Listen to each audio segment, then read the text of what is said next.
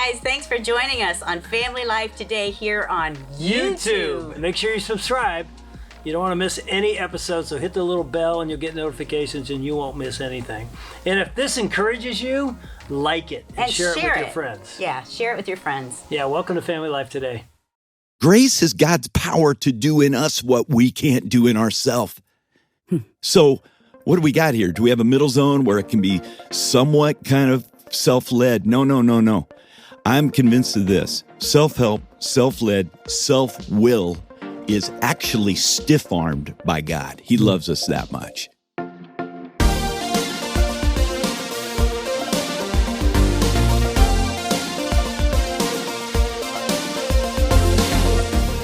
Welcome to Family Life Today, where we want to help you pursue the relationships that matter most. I'm Ann Wilson. And I'm Dave Wilson, and you can find us at FamilyLifeToday.com or on our Family Life app. This is Family Life Today.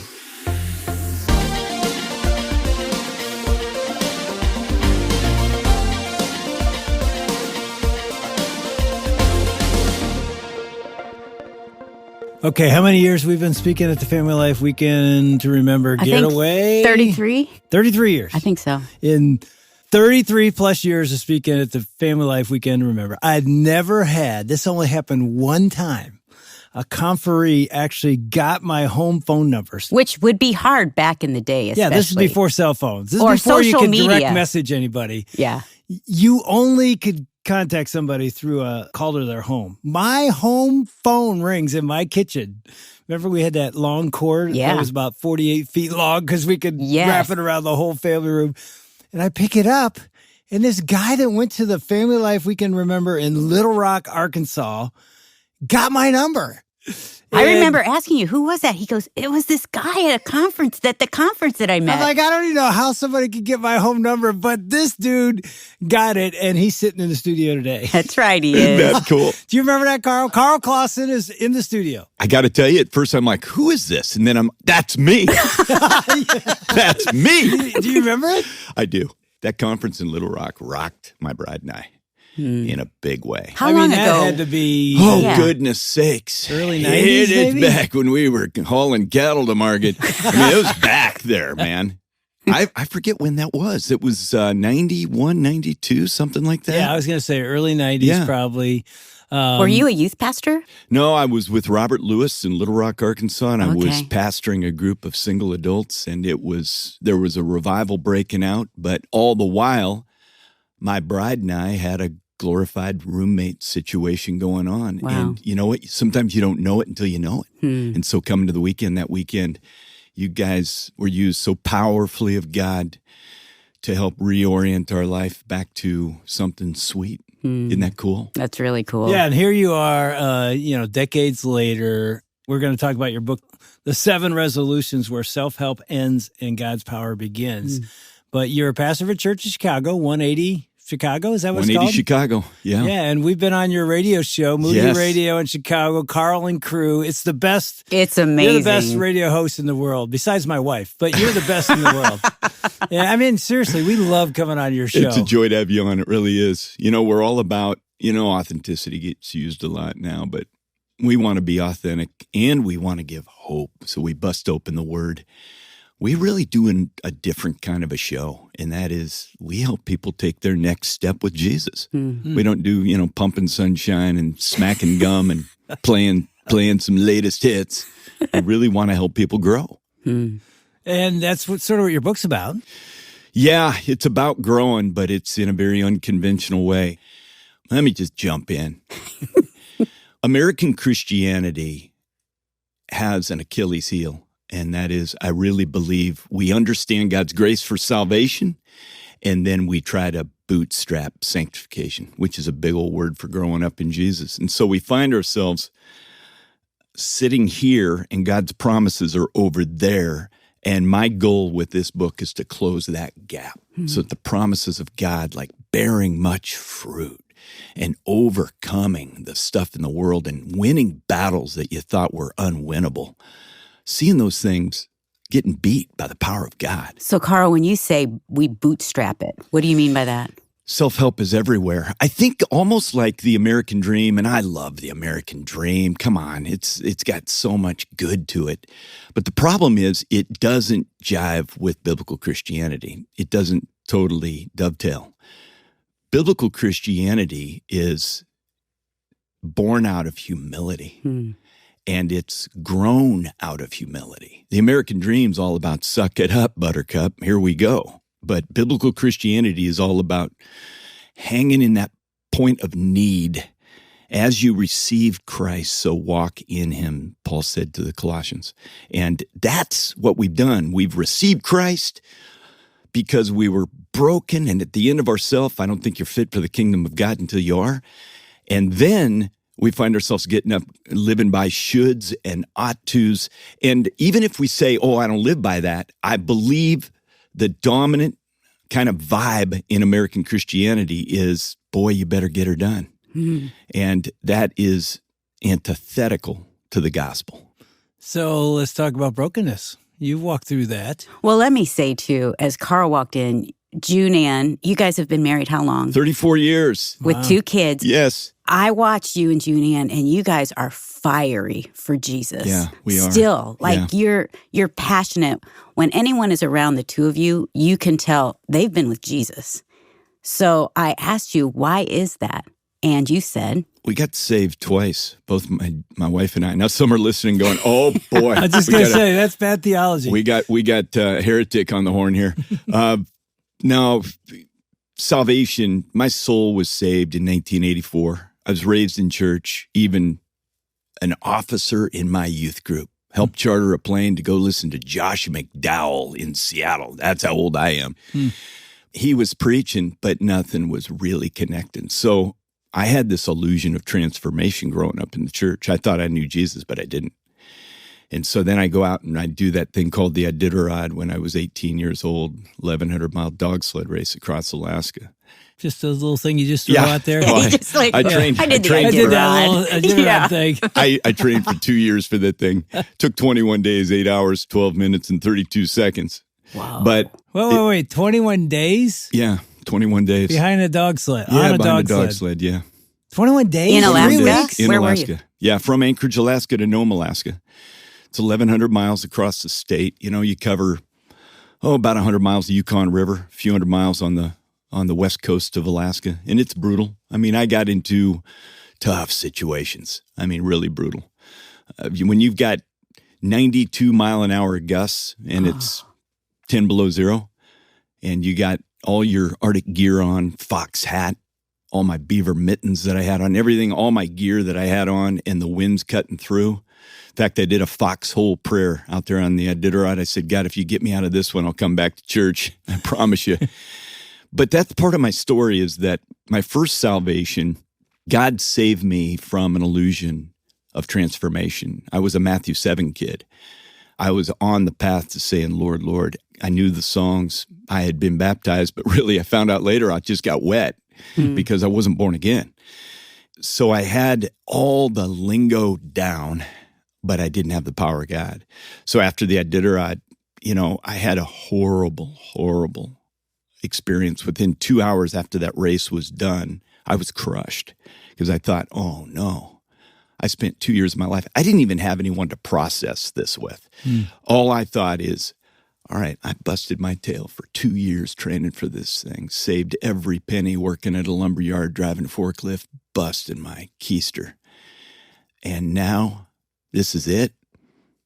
And guys, it almost brings me to tears right now because as a young man at 18, I walked down Front Street in Nome. I wasn't even old enough to go into a bar. You had to be 19. And so I walked down Front Street all alone. And I heard the Spirit of God calling me. And Satan was screaming at me too. And I didn't lend an ear to God. And so I went out on a 3-year quest, really looking to get the void filled, a God-shaped void. And you'll do almost anything to fill that up. And I mean, it went from a pretty good living 18-year-old kid to cocaine user, cocaine abuser, 8 ounces busted by the feds at Anchorage International Airport. By God's grace, I didn't pick up that package or I would have done probably 10, 15, 20 years in the clink. And God was extending mercy to me. Isn't it amazing when you're running from God, he's still chasing you and extending mercy? And, yeah, he's not chasing you to punish you. He's chasing you to embrace you. He's chasing me to embrace me, man. Yeah, God doesn't have out a whip. He's got open arms. Kidding me?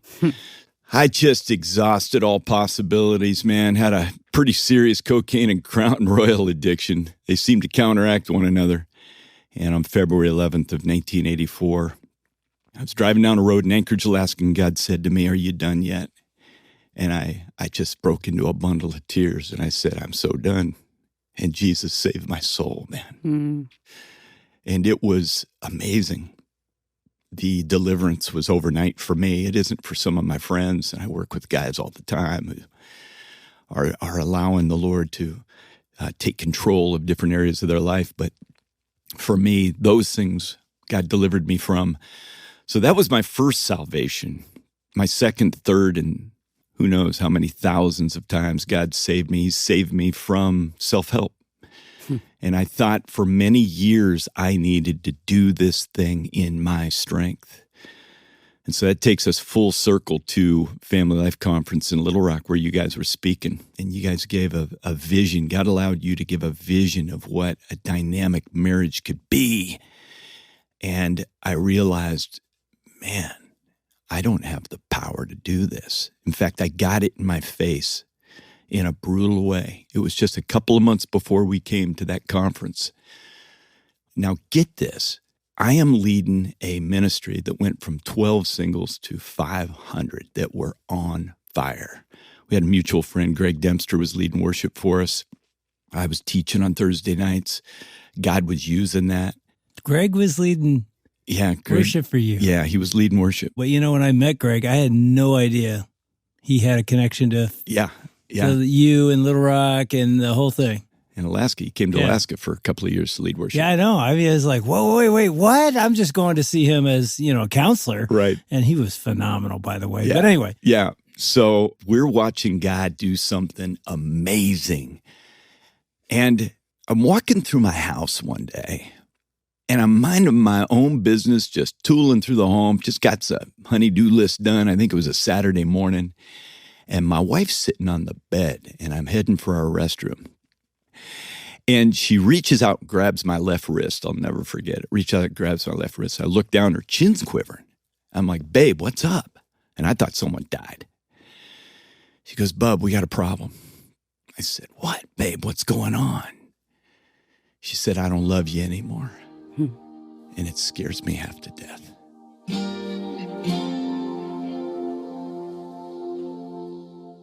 Wow, that's heavy. We'll hear more from Karl Clauson coming up on Family Life Today in just a minute. But first, great marriages don't just happen. They're built with intentionality. We're either drifting in marriage, apart from one another, or intentionally moving toward each other, and consequently, together toward God. So here's great news for your relationship, regardless of where you're at. Family Life's Weekend to Remember Marriage Getaway is back with a full schedule of events throughout the country this coming fall. And even better, right now, through Monday, September 19th, registrations are 50% off. So you can jump on this chance to intentionally pull closer to each other and to God and get 2 registrations for the price of 1 now through September 19th at FamilyLifeToday.com. All right, now back to Dave and Ann with Karl Clauson and what happened after his wife told him she didn't love him anymore. How long had you been married? 7 years. Now, you need to know, I'm Mr. Iditarod man, build homes with my dad man, worked 300 miles north of the Arctic Circle, commercial fished for 8 seasons. Spent 2 years of my life at that point on the ocean, commercial fishing. It's a man's world. It's a fix it, get it done. Let's make it happen. You should have been in that commercial, man. What is that? Yeah. The most interesting man in the world. Interesting. You sound like that guy. Yeah. You did it all. Yeah, I did it all. But you know what's crazy? I had no answers for my bride. And I remember the hopeless feeling of, I got nothing. And I said nothing to her. I walked around the corner, walked into the bathroom, looked in the mirror, and there was that battle again. And the battle was Satan telling me, come on, Jeananne's got all this. And by the way, she would have owned all of her stuff in a heartbeat. She's got all this, all this, all this, all this. And the Lord whispered to me, look at me, young man. And on that day, I broke. And I was saved from trying to be a man of God in my marriage, in my strength. And God began to, what goes on to this day. He saved me from Karl trying to be the man, and he showed me what Holy Spirit power looks like.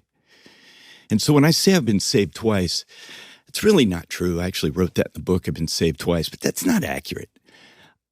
Sometimes I get saved 4 or 5 times in one conversation.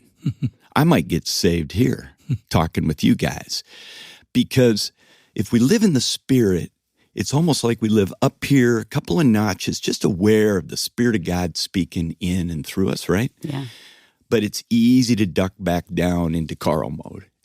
And I think most people have that common experience. We just don't realize it, that, wow, we need to live with the juice of Jesus constantly flowing through us. And so here I am today, all these years later. And yes, I'm more fired up about Jesus than I ever have been in my life. Really, it gets stronger and sweeter and more convicting. Yeah. And there's more pain because God will allow you to go through it to grow you. But it's all beautiful, man. You're so right, Karl. He gives us, I would say, these defining moments. Oh, yeah. Where, as you said, we see ourselves and we see that we're broken, we're needy. I've tried to do it on my own all the time. Yeah. But it's that surrender of like, Lord, what am I doing? Like, it's you. It's you. I can only do it with you and your Spirit in me, not just gutting it out, which I can easily do. I think we can all do that. Yeah. Do you think we surrender, fall down in humility without a brokenness, without a moment? I mean, you talked about that moment when your wife said, I have nothing. I know in the last couple of years you've gone through hard times as well. Yeah. Health medically, things. health stuff. I don't know if we get there without some moment where we come to the end of ourselves. That's a great question, Dave. And I think there needs to be these hallmark moments of almost these banner moments of brokenness. And by God's grace, He will allow us to use those as stones of memorial so that we can remember again. So I had a breaking in my life about 14 years ago that, it was tough, man. I got betrayed and it was brutal. But God has used that in a sweet way because I go back to it time and again. So that's a remembrance thing that God reminds me of my need for Him. But on plenty of occasions, He'll break me anew. I'm just thinking of the listener who's going through something really hard right now, like just broken. Yeah. I mean, this is your opportunity that God's like, just come to me. All you who are weary, you say, all you who are broken, and I will be enough. And I got to tell you, you are right on, sister. I tell people that come up to me after a church service when I preached a message, or maybe I'm talking to them on radio. Sometimes I'll go and pick up a line and talk to them direct if someone's really hurting. And I'll tell them this. In your deepest brokenness, you are never, ever more positioned for God to do something great than now.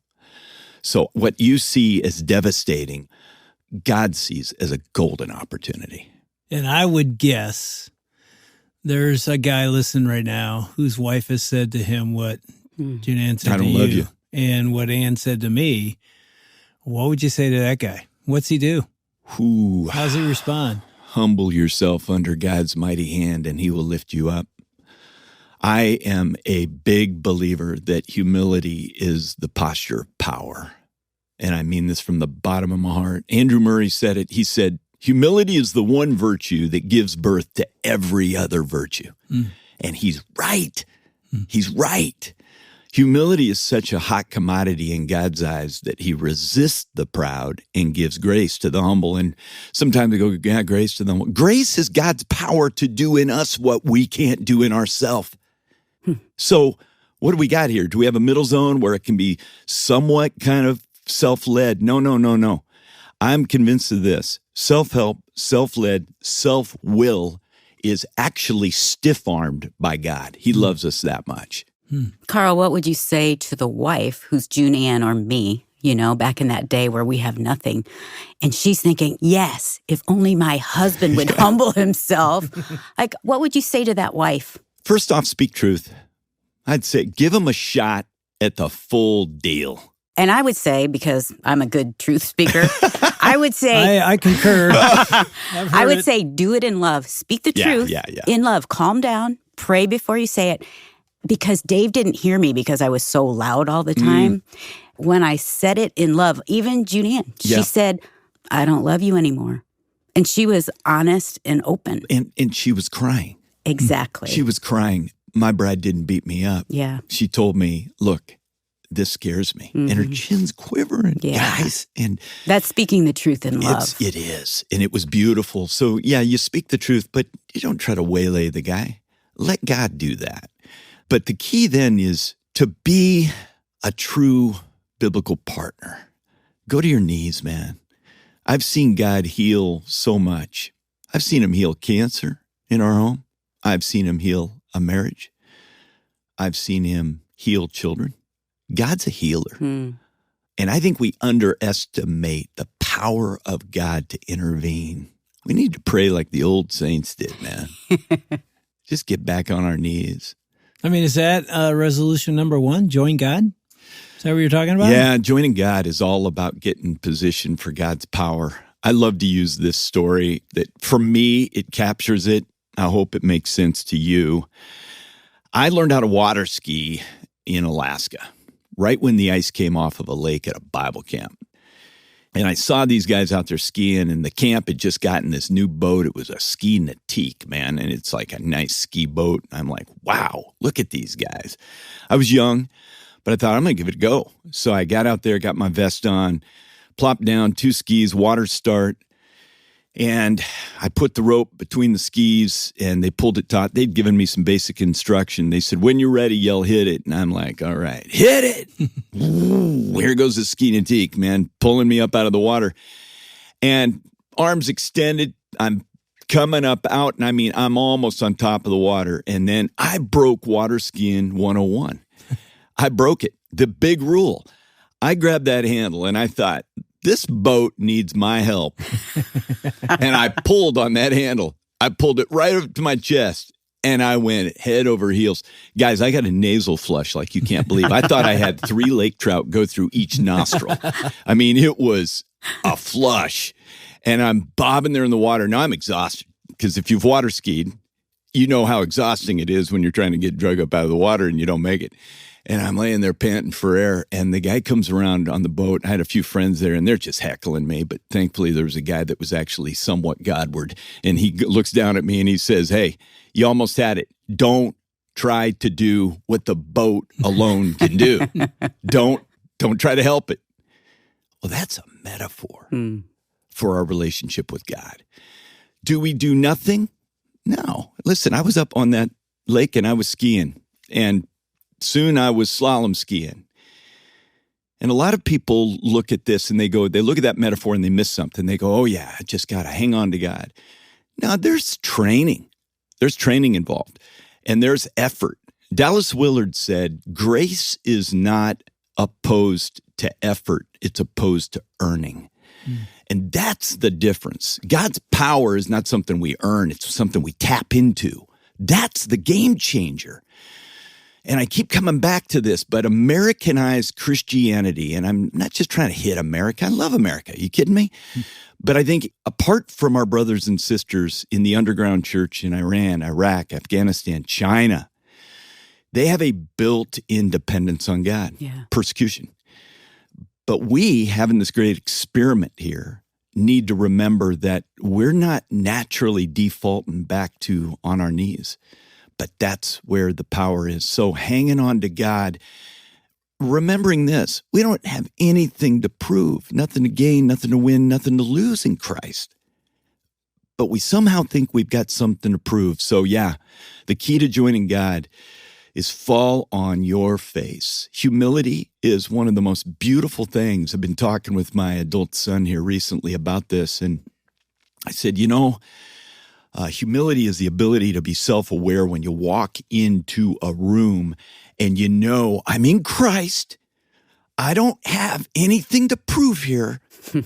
This is awesome. And I tell my son, Caben, you can live up here, man. You can live at a different place because you've been graced by God to live there. So the words you say, the way you posture yourself, the stories you tell, you don't need to validate yourself. You just go live your life, man, and watch God lead you. That's a powerful place to be.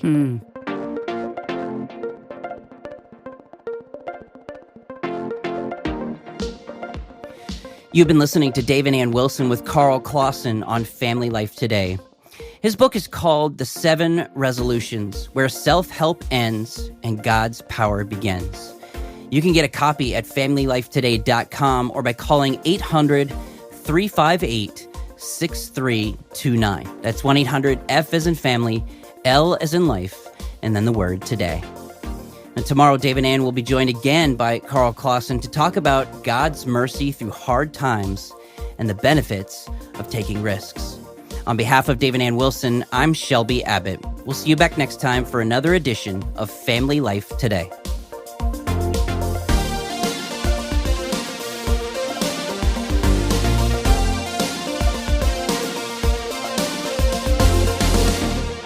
Family Life Today is a production of Family Life, a Cru ministry, helping you pursue the relationships that matter most.